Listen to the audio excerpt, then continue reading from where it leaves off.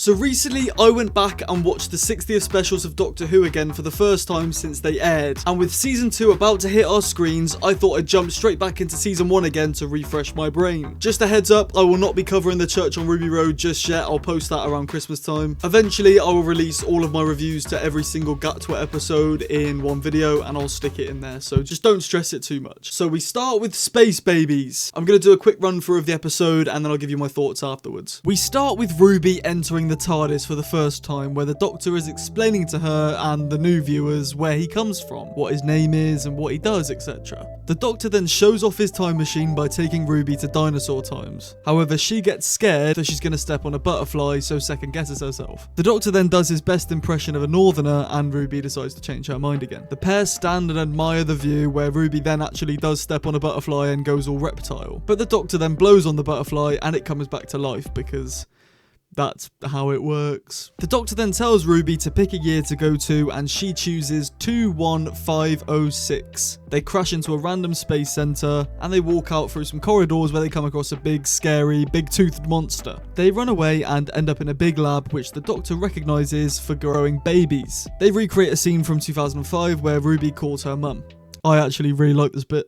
One of the babies comes in and mistakes Ruby and the Doctor for being their mummy and daddy. Yay! The Doctor and Ruby explain to the babies that they aren't mummy and daddy. Boo! They also find out that the babies were left behind after the crewmates abandoned ship. The babies introduce Doc and Ruby to Nan-E. Nanny says that the children must blow their noses as there are visitors. The Doctor asks what their pet dog is downstairs and the babies freak out. The babies call him the Bogeyman, which is, if you're British, and I don't know about Americans, but in England it's a very big sort of folklore for when you're younger to try and get you to go to sleep. Go to sleep or the Bogeyman will get you. Ruby says that there's no such thing as the Bogeyman, and the Doctor finds a headset. On the headset, Nanny tells him to come to a storage portal. The Doctor heads off on his way with Ruby following, and then they have a little chat and it starts snowing. This is the start of the series arc, so basically it snows when Ruby starts to think about her birth mother. The pair goes to the storage portal and they find Nan-E, which is a real person called Jocelyn. We then see Mrs. Meridew from Wild Blue Yonder pop up on the screen. This is another ongoing story arc. She keeps popping up everywhere, we don't know why yet. Whilst there, Nanny says that the government closed the baby station to save money, so that's why the crew left,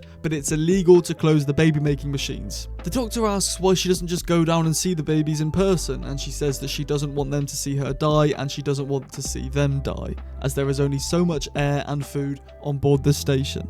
The Doctor sticks a screwdriver in the machine.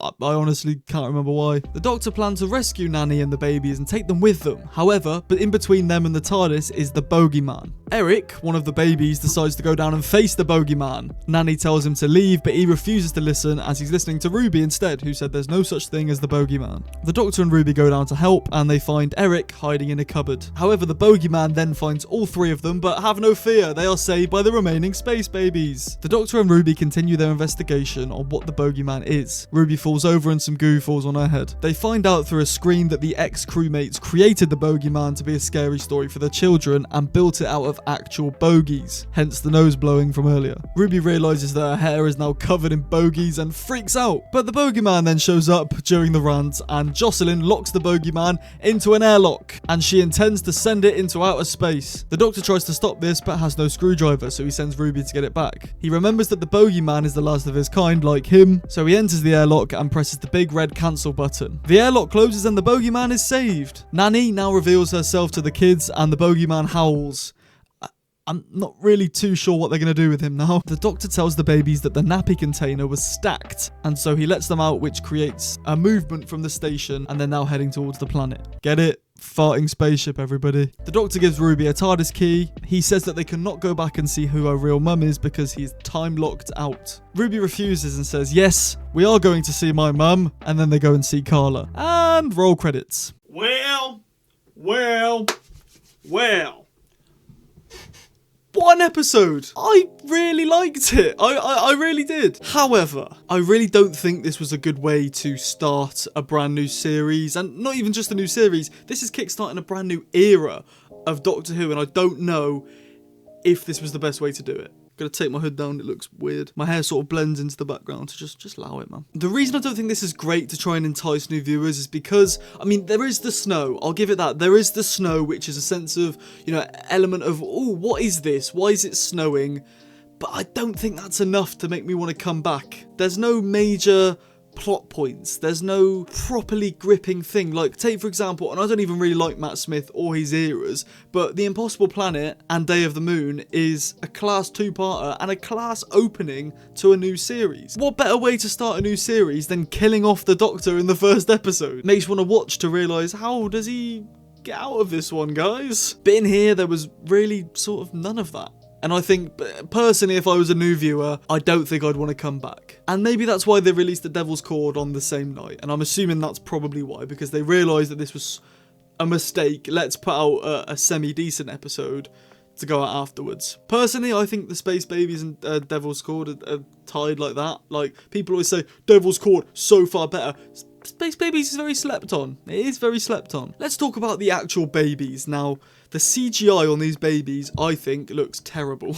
The mouths were very off, like, you know, off-centered, and it didn't look like the babies were actually talking. It looks like the annoying orange, you know what I mean? I think personally, and me, I'm not the only one with this opinion, most people on the internet think that it would be better to have the babies talk through some sort of external device. Like the Ood, they have their spheres here, and they tap it, and they talk, and that's how they communicate.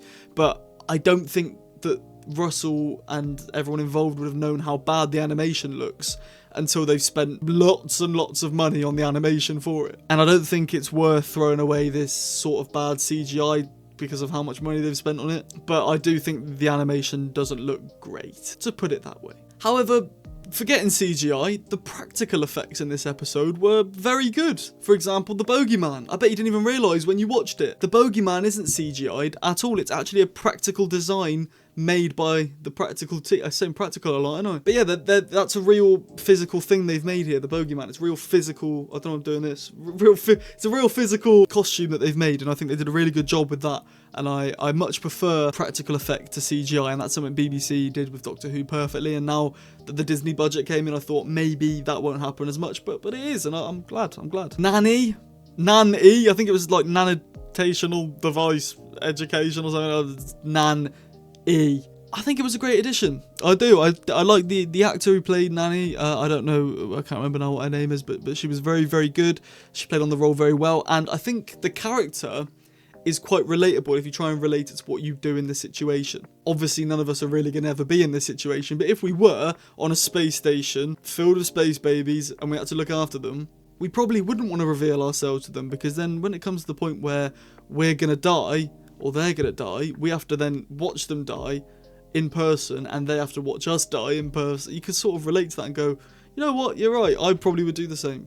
The main monster being made out of bogies, I think, was very Doctor Who. I did like it. It made me chuckle. I did forget as well when I was watching this back, I did forget that he was made out of bogies. And then when the snot fell on Ruby's head, that's when I realised, okay, I remember now. I remember what this creature is actually made out of. And I like that they revealed that to us after it had been on Ruby's head, because we slowly figure it out. The Doctor says clues, Ruby's not getting it, but we're getting it. And we now realise, oh my god, this girl's now got loads of snot in her hair. That's disgusting. Classic Russell writing. He's got very good comedic timing, even for Doctor Who. Something I really liked that people think is quite goofy is the flashback when the Doctor is about to save the bogeyman from the airlock. The Doctor's looking at him, and then he gets a flashback in his head of, you know, last of my kind, there's nobody like me in the whole universe. And that's what makes him go, you know what, I'm not even waiting for Ruby to get my screwdriver. I'm opening this door, I'm going in, I'm doing whatever I can to save this creature. And it gets me a bit emotional. It's a creature made out of bogies, and I'm feeling sorry for it. If that's not good writing and good storytelling, I don't know what it is. Maybe just me being a bit pathetic that I'm crying over some bogies on my TV screen. I also really like the series arc setup with the snow. Like I say, it got me hooked when I first watched it. I was like, okay, I need to lock in now, figure out why the blood clot is it snowing. Why is it doing that then? But like I said earlier as well, I think if I was a new viewer, that snow isn't enough to keep me wanting to watch. I don't know. And despite what you think the payoff of the snow is, like, it's a good setup. It's a good story. The final thing I want to mention is Susan Twist's appearance. Now, I didn't notice this the first time I watched, and until it was pointed out to me on Twitter, I went, oh, she's in it. Susan Twist being the actor who played Mrs. Merridew in Wild Blue Yonder, and lots of other side characters throughout the whole of this series. They aren't even really side characters, they're just sort of nobodies that are in the story, and that's what made us really care, like, ooh, she's not important, but who is she? Because she is important. Yeah, like I said, I didn't notice the first time I watched Space Babies, and then it got pointed out to me, and I went, oh, okay, this is Doctor Who. And I truly stand by that. Overall, I did really like the episode, and I think it gets way too much stick online. I think if you just casually stick this episode on whilst you scroll your phone, like, you'd have a good time. You'd have fun. It's one of those nice episodes of Doctor Who. Overall, I'm going to give Space Babies a 3 out of 5, which I think is quite generous considering people were giving it like 3 4s out of 10. I thought it was really, really good, but obviously the rest of the series I think is like incredible, so maybe I might have to move it down at the end, but maybe, I like it, alright, whatever, I like it, toss off. Again, sorry for not covering the Church on Ruby Road. I was really in a big debate with myself on whether I do this or not. You know, it makes a lot of sense, I should do this. It's the setup for the characters, it's not just an episode, it's the setup for Ruby and Carla and Cherry and Mrs. Flood and all these other characters. It makes you realise who the Doctor is, who's this Doctor, but the main reason I didn't do it is because I want to release this as one big video. I want to do a big video on, you might even be watching it now if you're watching this in the future. I want to do Space Babies up till Empire of Death as one big video. I'm going to make them separately, compile them all into one big video and upload that as well. And you're probably thinking, well, Sam, why don't you just stick the Church on Ruby Road at the beginning? The reason I don't do that is because the Church on Ruby Road is actually a special. It doesn't count as season 1. It was part of the special. So there was the 360 specials and then the Church on Ruby Road. Doesn't count as season 1. If it did, I'd be doing it right now. However, what does count as season 1 is Joy to the World. I'm also not going to be covering that until Christmas, which is something else that I'm thinking, oh. The reason for this is because when season 2 comes out in just a few days now, not long to go, I'm going to cover each individual episode from season 2 and compile it into one big video. Now, obviously, by the time I've done this, I'm not waiting till December to compile it into one big video. I want to get it out ASAP. And by the time I've released the full season 2 review video, the Christmas special won't be out. You see what I mean? You see where I'm going with this? So I didn't want to make this now having 2 Christmas specials in it, and then when the season 2 video comes, have no Christmas specials involved, because that just doesn't, that feels uneven to me. I don't want to have more episodes in this video than in the season 2 video. I'm hoping this is making sense. I'm trying to explain it in a way that, this makes perfect sense in my head, but it might not come across perfectly to you. My point is, the Church and Ruby Road and the Joy to the World reviews are coming. They'll be coming probably towards December time, so they're not going to be for now. And then when Gatwa decides to leave Doctor Who forever, I'll compile all of them into one big, every episode of Doctor Who with Shooty Gatwa in it review. And I'll put them in the specific places they need to be. So for example, it will start with the Church on Ruby Road, season 1, Joy to the World, season 2, then another Christmas special, season 3, another Christmas special, and so on and so forth, if it even goes on for longer than that. So that's why I've done it, and it might not be as big of a deal for you as it is for me. I think I've got a bit of OCD, so I'm like, oh, I should cover that and put it in this, because it makes sense, but also then if I do that, then this isn't even, and it's just one big brain F word.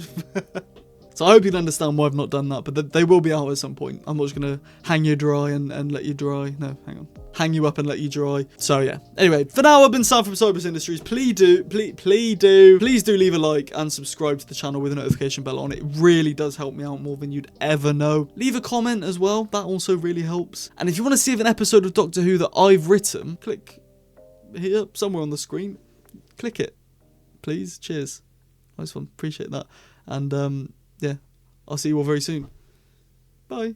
Sorry, forgot to record this bit before then. On to the Devil's Cord.